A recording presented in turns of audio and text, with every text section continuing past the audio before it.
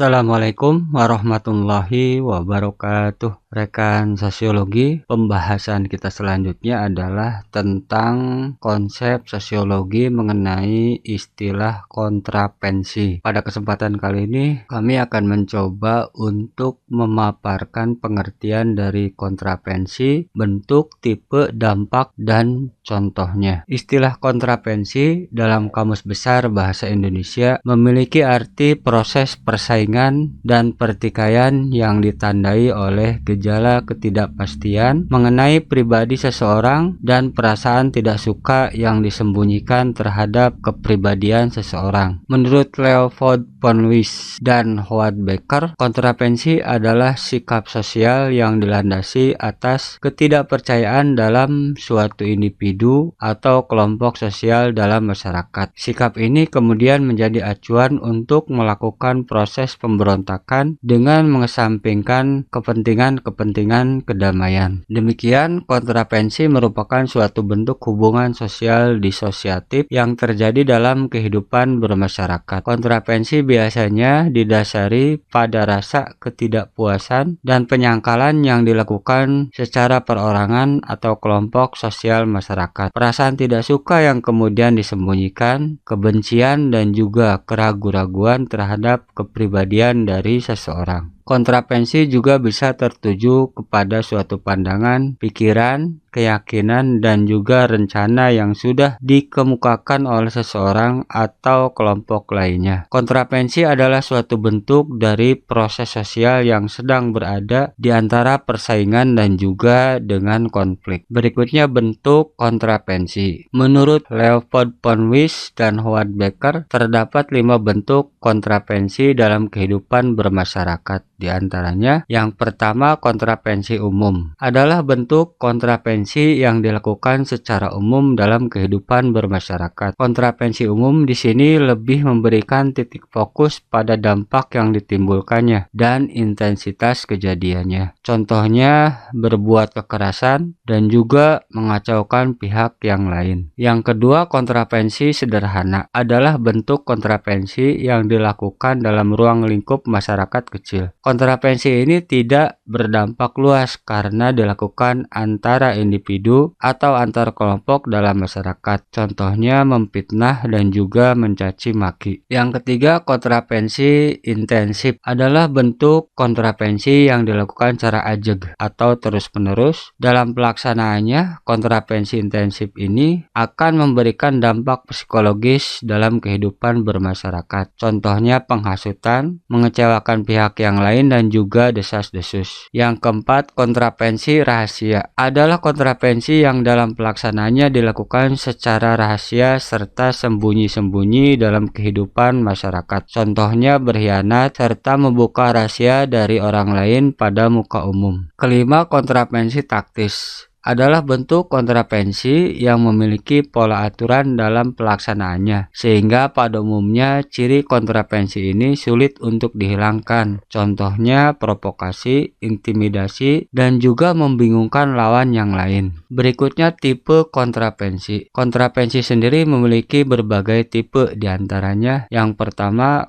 kontrapensi yang menyangkut generasi dalam masyarakat. Hal ini terjadi dalam masyarakat yang mengalami suatu perubahan cepat, misalnya hubungan anak dan orang tua. Meningkatnya usia anak menyebabkan lingkungan pergaulan makin meluas, sehingga orang tua khawatir anak akan menyimpang dari tradisi. Tipe yang kedua, kontrapensi yang menyangkut seks. Kontrapensi ini menyangkut hubungan suami istri dalam keluarga dan peranannya di masyarakat. Yang ketiga, kontrapensi parlementer. Kontrapensi ini menyangkut suatu hubungan antara golongan mayoritas dan minoritas. Berikutnya, dampak kontrapensi. Yang pertama, dampak positif. Di antaranya, dalam diskusi ilmiah dan seminar-seminar tentang permasalahan tertentu, biasanya perbedaan pendapat justru diharapkan untuk melihat kelemahan-kelemahan suatu pendapat sehingga dapat ditemukan pendapat atau pilihan-pilihan dalam proses jalannya ilmu. Kemudian memberikan rasa memiliki. Hal ini lantaran dengan adanya kontravensi, perilaku yang ada dalam individu atau kelompok secara tidak langsung menunjukkan kecintaannya terhadap budaya dan keadaan dalam masyarakat. Kemudian dampak positif berikutnya memberikan kesatuan yang kuat atau solidaritas. Kondisi seperti ini akan terjadi pada kontravensi jika adanya kesatuan yang didapatkan dalam bentuk kontravensi berkelompok. Dampak positif berikutnya menjadi dampak pendorong perubahan sosial. Dengan adanya kontravensi, secara langsung akan mengubah kebijakan dan juga arahan pihak-pihak yang bertentangan. Yang kedua, dampak negatif dari kontravensi, diantaranya memberikan rasa ketidakpercayaan dalam kehidupan bermasyarakat seringkali terjadi lantaran adanya kontravensi yang dilakukan dalam kehidupan bermasyarakat. Kontravensi akan memberikan rasa kecurigaan antar masyarakat. Kemudian dampak negatif kedua dari adanya kontravensi adalah mendorong terjadinya bentuk konflik sosial yang akhirnya dengan kondisi ini menyebabkan adanya pertikaian dalam kehidupan bermasyarakat. Dampak negatif yang ketiga, menghambat proses mobilitas masyarakat. Proses mobilisasi dalam masyarakat akan terhambat dengan adanya kontravensi. Proses ini menjadi begitu penting dalam upaya memberikan dorongan kemajuan dalam kehidupan masyarakat. Demikian saja, terima kasih. Assalamualaikum warahmatullahi wabarakatuh.